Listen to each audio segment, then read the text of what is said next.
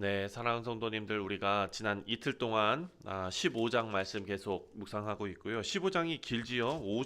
58절까지 있습니다. 그래서 우리가 지금 오는 주일까지 15장 말씀을 쭉 우리가 묵상할 텐데, 정리를 해보면 15장의 핵심이 무엇입니까? 바로 1절부터 처음 우리가 1절부터 11절 묵상했을 때 복음의 중심이 무엇인지를 가르쳐 줬지요. 예수님께서 우리 위해서 죽으셨고 장사되셨다가 성경대로 다시 살아나셨다. 이게 복음 아닙니까? 네. 그리고 12절부터 19절까지 보면 부활이 만약에 없다면 이 복음이 지금 이 복음의 중심 내용이 다 무너진다. 믿음도 헛되고 우리가 전파하는 것도 헛되고 세상에서 우리가 제일 불쌍한 사람들이다. 이런 얘기죠. 그리고 나서 오늘 본문에 들어와서 그러나 예수 그리스도께서 장사되시고 그리고 부활하셨다. 부활의 첫 열매가 되셨다. 그렇다면 이 부활이 사실인데 우리는 어떻게 살아야 되는가가 이제 오늘 본문의 내용입니다. 자, 첫 번째로 20절 말씀을 보면은요. 그러나 이제 그리스도께서 죽은 자 가운데서 다시 살아나사 잠자는 자들의 첫 열매가 되셨도다. 아멘. 자, 잠자는 자들의 첫 열매가 되셨다라고 말합니다. 확실하게 말하는 것입니다. 전에 얘기했던 것처럼 부활이 없다면이 아니라 그러나 이제, 이 단어가 아주 중요한 단어입니다. 그러나 이제 예수님의 부활이 어떤 그냥 한 번 있었던 뭐 그냥 우연히 있었던 그런 기적이 아니라 예수님의 이 부활은 첫 열매라는 거예요. 첫 열매. 사랑하는 성도님들, 우리도 여기 교회에 작년에도 보면은 뭐 이렇게 뭐도 심어 놓고 막 해가지고 이제 뭐 고추도 열리고 막 이렇게 하잖아요. 그렇죠? 근데 거기에 고추에 첫 어떤 그 열매가 딱 맺히면 사랑하는 성도님, 그거 하나만 맺히고 끝납니까? 아니죠. 여름 내내 계속 맺히지 않습니까? 예수 그리스도께서 부활의 첫 열매가 되셨다는 것은 예수님만 부활하고 부활이 없다는 뜻이 아니라 이제 우리 모두 예수님의 부활은 우리 모두의 부활을 보증한다라는 의미입니다. 그래서 첫 열매가 너무나 중요한 것입니다. 22절 말씀을 보니까 아담 안에서 모든 사람이 죽은 것 같이 그리스도 안에서 모든 사람이 삶을 얻으리라. 아멘. 자, 아담 안에서는 무엇이 시작됐냐면 죽음이 시작됐습니다. 그런데 우리 주 예수 그리스도 안에서는 무엇이 시작됐냐면 생명이 시작됐습니다. 그 얘기를 하는 겁니다. 세상이 우리 모두가 죽음을 피할 수가 없습니다. 하지만 그리스도인들은 우리 성도들은 죽음을 마지막으로 생각하지 않죠. 죽음은 끝이 아닙니다. 죽음은 영원한 생명, 부활로 들어가는 문이다라는 것을 알 수 있습니다. 26절 말씀을 보면 맨 나중에 멸망받을 원수는 사망이니라. 아멘. 세상은요, 죽음을 자연스러운 것으로 받아들입니다. 그리고 우리도 마찬가지죠. 죽음은 자연스러운 거야. 이렇게 얘기하지만 누구에게나 임할 수밖에 없다는 의미에서 자연스러운 것이지, 사랑하는 성도님들, 성경은요, 죽음을 창조 질서가 아니라 죄의 결과로 이야기하고 있습니다. 그렇죠? 하나님께서 태초에 창조하셨을 때 모든 것이 다 아름답다라고 하나님께서 좋았다라고 말씀하셨습니다. 하지만 죄가 들어와서 그 죄의 결과로서의 죽음입니다. 그러니까 마지막에 이 죄는요, 그리고 이 죽음은 제거되어야 할 원수입니다. 근데 그것을 누가 제거하셨습니까? 우리 주 예수 그리스도께서 십자가에서 다 이루어 주셨습니다. 예수님께서 이미 부활하셨기 때문에, 그리고 그것이 예수님에게만 일어나는 것이 아니라 첫 열매, 그리고 우리는 이제 계속해서 얻을 그런 열매이기 때문에 죽음은 이미 패배했습니다. 완전히 사라지지는 않았습니다. 그러나 반드시 사라질 것입니다. 성도는요, 참 그냥 우리 다 좋은 일 있을 거야, 이렇게 낙관적으로만 살아가라 라는 것이 아니라 하나님의 말씀은 너무나 정확하고요. 그리고 우리에게 너무나 정확한 소망을 주십니다. 왜냐하면 이미 부활하신 우리 주 예수 그리스도께서 우리에게 확실한 소망으로 계시기 때문입니다. 그래서 두 번째로는요. 부활 때문에 우리가 살아가는 이 삶이 의미가 있다는 것을 알 수 있습니다. 30절과 31절입니다. 어찌하여 우리가 언제나 위험을 무릅쓰리요. 형제들아, 내가 그리스도 예수 우리 주 안에서 가진 바 너희에 대한 나의 자랑을 두고 단언하노니 나는 날마다 죽노라. 자, 나는 날마다 죽노라. 사랑하는 성도님들, 29절 말씀 우리가 방금 30절 말씀을 읽었는데 그 전에 보면 만일 죽은 자들이 도무지 다시 살아나지 못하면 죽은 자들을 위하여 세례받는 자들이 무엇을 하겠느냐? 어찌하여 그들을 위하여 세례를 받느냐? 이게 도대체 무슨 말인가?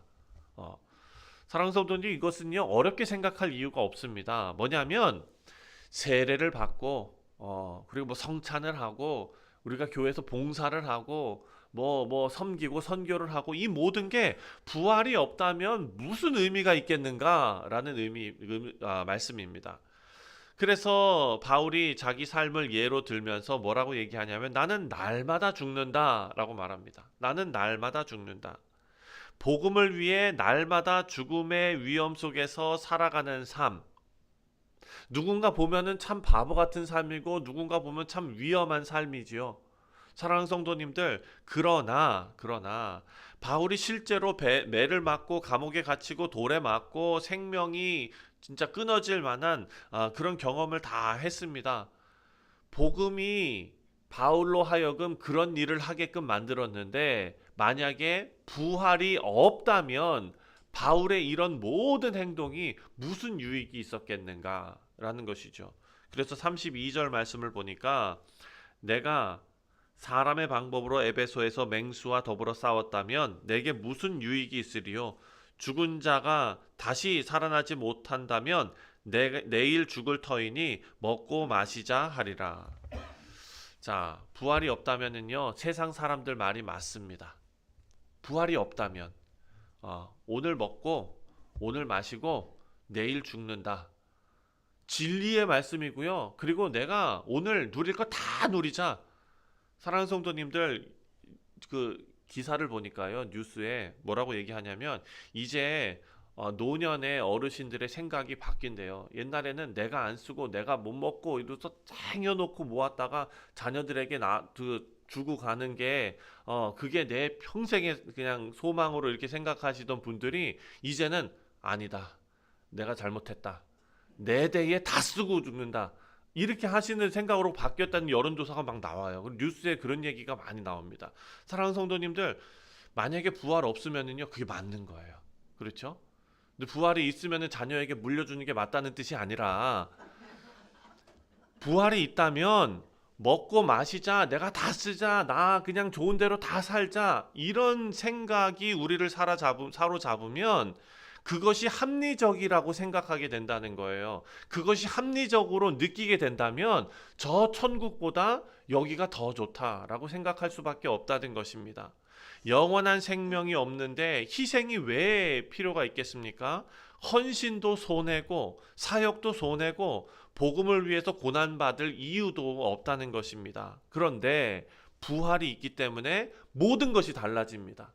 저 천국이 있기 때문에 우리의 생각과 우리의 사고가 다 달라진다는 것입니다. 우리가 하나님 앞에 눈물을 흘리며 기도하는 것, 주님 앞에 헌신을 다하는 것, 이름 없이 섬기고 봉사하는 것, 아무도 알아주지 않아도 충성하는 것, 사랑하는 성도님들, 이것이 하나님 안에서 결코 헛되지 않다라는 것입니다. 왜냐하면 부활이 있기 때문에. 하나님께서는요 믿음으로 드린 모든 수고와 믿음으로 드린 모든 삶을 하나님께서 다 기억하고 계시는 줄 믿습니다. 마지막으로요, 그래서 부활이 우리의 삶을 거룩하게 합니다. 33절과 34절 말씀입니다. 속지 말라. 악한 동무들은 선한 행실을 더럽히나니 깨어 의를 행하고 죄를 짓지 말라. 하나님을 알지 못하는 자가 있기로 내가 너희를 부끄럽게 하기 위하여 말하노라. 자, 속지 말라. 악한 동무들은 선한 행실을 더럽게 한다라고 말합니다. 친구 잘 사겨라 라는 의미로 우리가 받아들일 수 있으나 사랑하는 성도님들, 친구뿐만이 아닙니다. 악한 동무라는 것은 사실 우리에게 가장 많이 영향을 끼치는 사람들일 것입니다.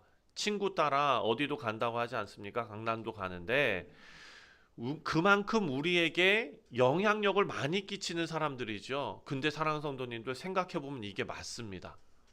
왜냐하면 우리가 어떤 일을 결정할 때 TV 광고 보고 결정하는 일은 거의 없고요.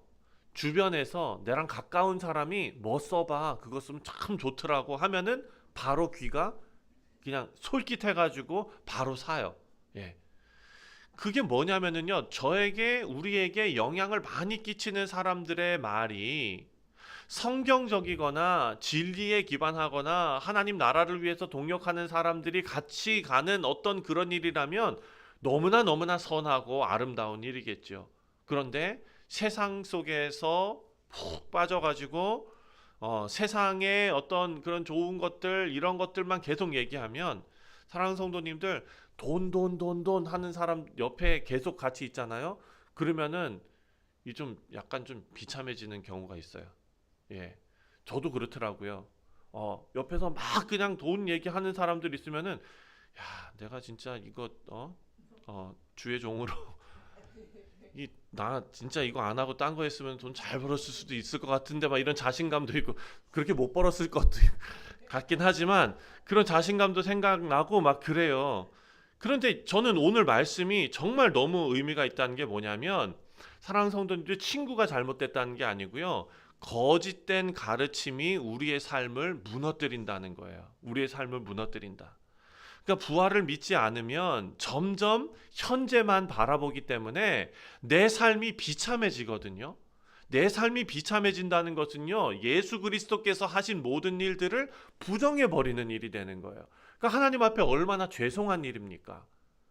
태초부터 우리를 작정하시고 이 땅에 내시고 하나님의 선한 뜻 가운데 우리를 아름다운 주의 자녀로 지금 만들어 가시는 엄청난 걸작이 지금 만들어지는 과정인데, 이 모든 것이 하나님, 내 삶은 비참해요, 하나님 내가 지금 여기서 뭐 하는 겁니까? 이러고 있다면 하나님께서 우리 인생 보시면서 얼마나 마음 아프실까라는 생각을 합니다. 사랑하는 성도님들, 오늘의 선택이 영원을 향하고 있다라는 것을 우리는 꼭 기억해야 할 것입니다. 그래서 말합니다. 깨어 의를 행하고 죄를 짓지 마라. 부활신앙이요, 미래에 대한 어떤 지식을 아는 것이 아니라, 부활신앙은 주일에도 얘기하겠지만 오늘을 살아가는 방식입니다. 오늘을 살아가는 방식. 내가 정직하게 살아가는 이유도, 죄와 싸우면서 살아가는 이유도, 내가 손해를 감수하고 순종하고 절제하고 살아가는 이유도 모두 부활을 믿기 때문입니다. 그래서 이 부활이 삶의 능력이 되는 것입니다. 사랑하는 성도님들, 말씀을 맺습니다. 우리는 영원을 바라보는 사람으로 하나님께서 세워주셨습니다. 어떤 사람은요, 너무 똑똑해도 이것이 믿어지지 않는 사람들이 있을 것입니다. 우리는 그냥 어쩔 수 없이 생겨날 부활을 기다리는 사람이 아니라, 부활 소망을 가지고 오늘을 능동적으로 그리고 열정적으로 살아가는 주의 백성들임을 믿으시기 바랍니다. 저 눈물을 이해하지 못할 수도 있고, 사람들은 우리의 삶이 이상하다 생각할 수 있으나, 하지만 살아계신 우리 주님께서는 우리의 삶을 보시고 미소 짓고 계심을 믿고, 오늘 하루도 헛된 삶이 아니라 승리의 삶 살아가시는 우리 모두 되시기를 주님의 이름으로 축원드립니다. 기도하겠습니다. 하나님 아버지, 우리에게 부활 소망을 주시니 감사를 드립니다. 예수 그리스도께서 부활의 첫 열매가 되심에 또한 감사를 드립니다. 아버지여, 세상을 바라보고 살아가지 않게 하여 주옵소서. 물론 우리가 세상 속에 살기 때문에 세상의 일들을 아예 끊어버리고 정말 바라보지도 않고 살아갈 수는 없습니다. 하지만 아버지여, 그런 것을 바라볼 때 우리 마음속에 낙심이 생기고 실망이 생기는데, 믿음으로 살아가는 것이 손해처럼 보일 때가 있는데, 아버지, 그때마다 우리의 시선을 부활의 우리 주 예수 그리스도로 옮겨주시고 다시 일어서게 하시고 모든 수고가 헛되지 않음을 믿고 또 하나님 앞에 충성하는 우리 모두 되게 하여 주옵소서. 감사드리오며 예수님의 이름으로 기도하옵나이다. 아멘.